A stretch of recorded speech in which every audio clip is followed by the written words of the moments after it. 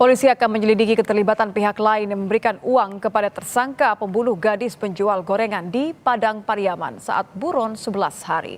Saat ini, saudara, polisi masih mencari siapa yang memasok logistik pelaku selama 11 hari buron.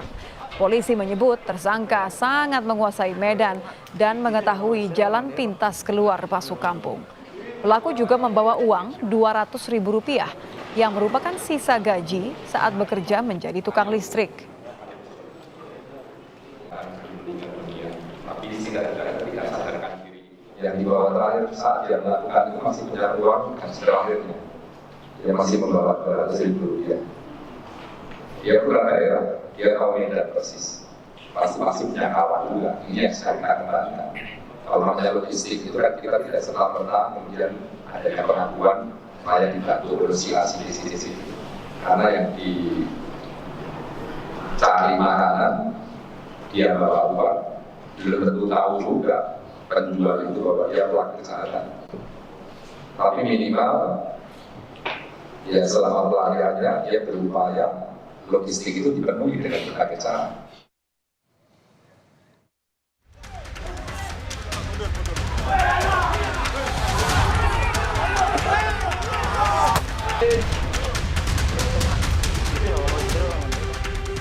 Polisi mengungkap motif pembunuhan gadis penjual gorengan di Kabupaten Padang Pariaman, Sumatera Barat.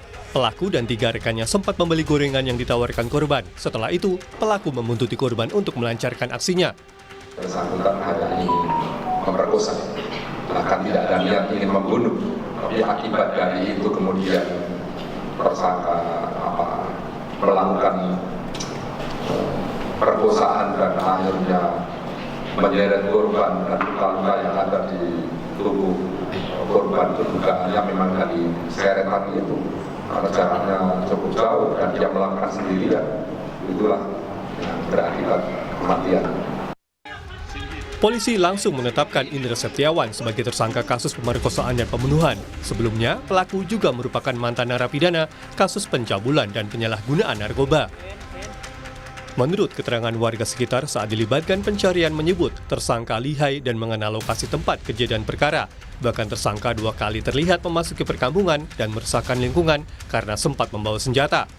Pak, ini apa kesulitannya, Pak? Sehingga dia... Kesulitannya mungkin dia menguasai medan karena kampungnya sendiri.